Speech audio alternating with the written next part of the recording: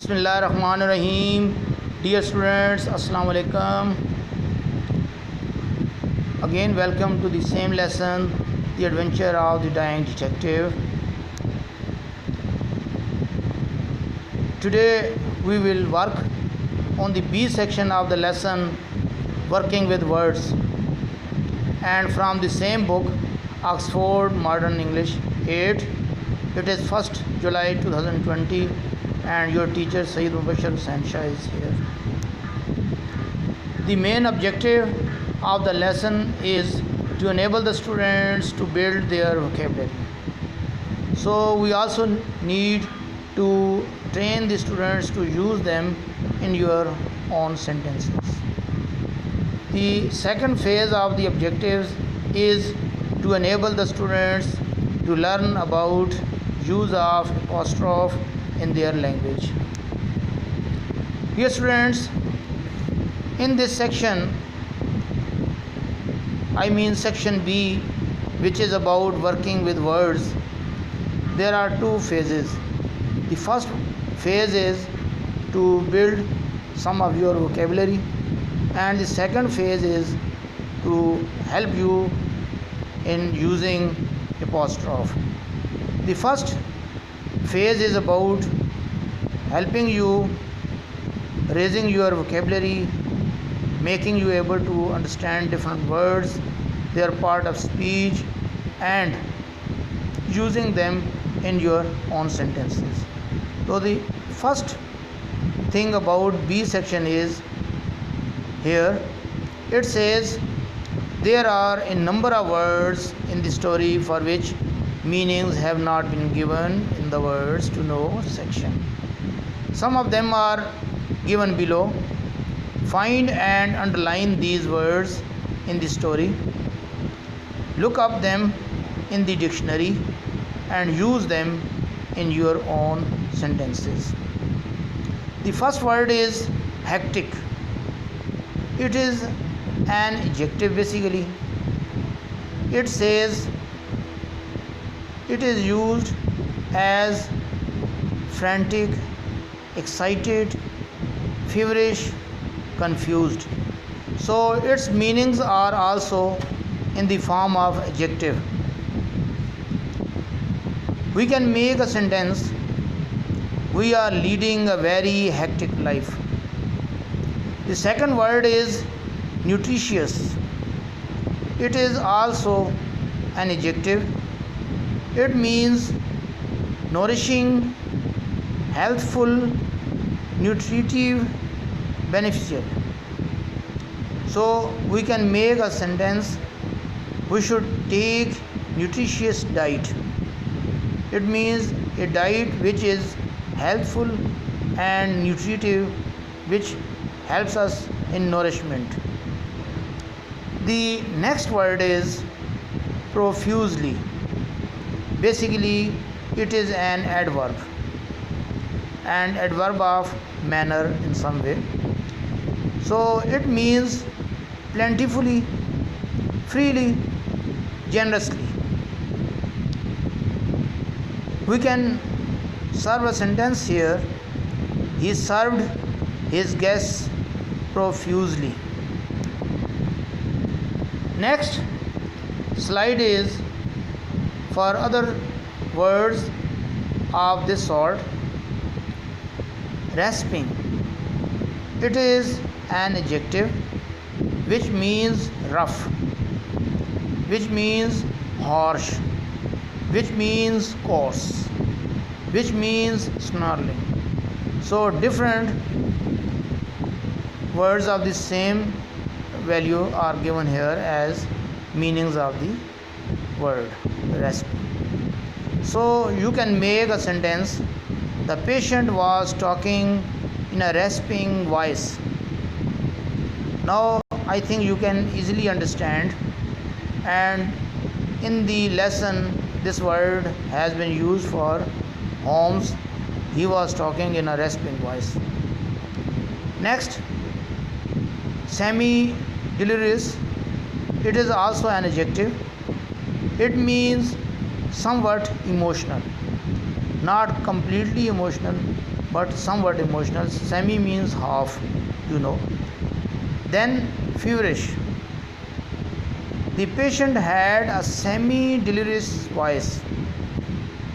He has somewhat emotional voice. Not completely emotional voice, but somewhat emotional voice. He has. Now moving towards the next word, it is promptness. Promptness is basically a noun. It means punctuality.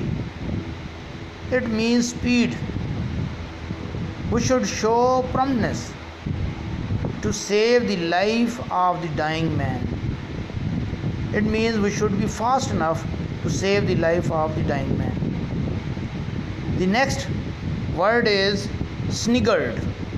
It is an adjective and we can take its meanings as snorted, need,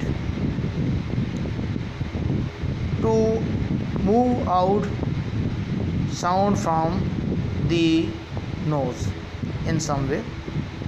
My friend did not like my words and sniggered. Next slide goes for some other words of that sort. The first word is fast. It can be used as an adjective, it can be used as a noun.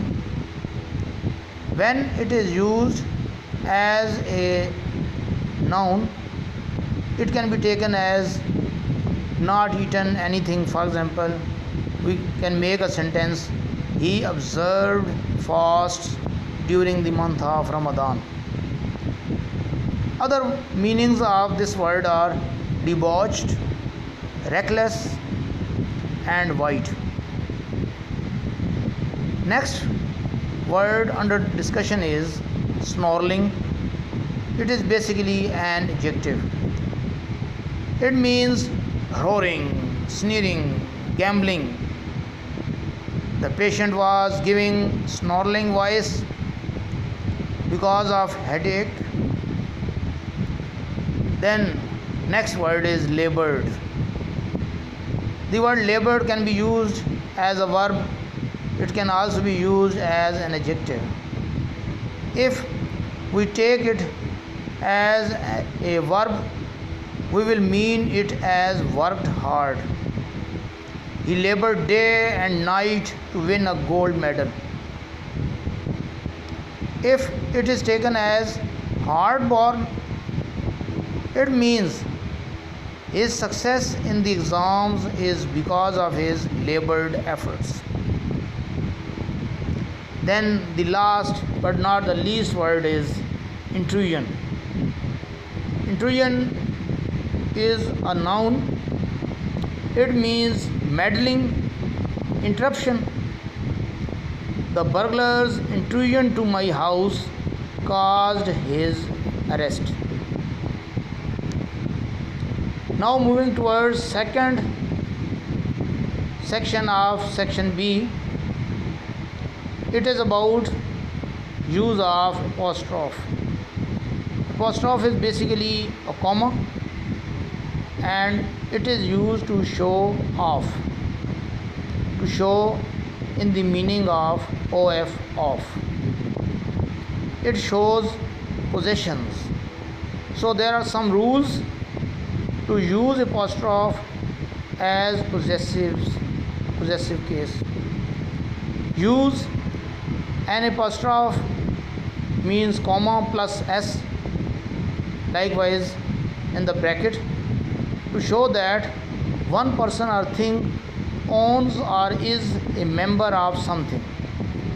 For example, Sarah's bag is full. It means bag of Sarah is full. Parrot's beak is red. Beak of parrot is red. Lahore is Punjab's capital. It means the capital of Punjab is Lahore. Next rule for it, apostrophe. If a plural noun does not end in s, add an apostrophe plus s to create the possessive form. He likes children's stories. Children is plural, but it does not end at the sound S, so we can use apostrophe then S. They are running a shop of menswear. Again here the men word is plural of man and it does not end at S, so you can use comma plus S here to show possession of the word. Then third rule is about the words which end at the sound S. For example, he deals in students' uniform. It means he is a person, he is a dealer in students' uniform. Students, the word students is plural and you will have to use just apostrophe at the end of S sound. Next sentence is there is camouflage in zebras strips. In the strips of zebras. Apostrophe can also be used as contractions. A construction is a shortened form of a word or group of words that omits certain letters or sounds from the words. In a contraction, an apostrophe represents missing letters. The most common contractions are made up of verbs, auxiliaries, or modals attached to other words. Here two forms are given. For example, he would. It is non-contraction form and it is equal to a contraction form he, D. It means he would.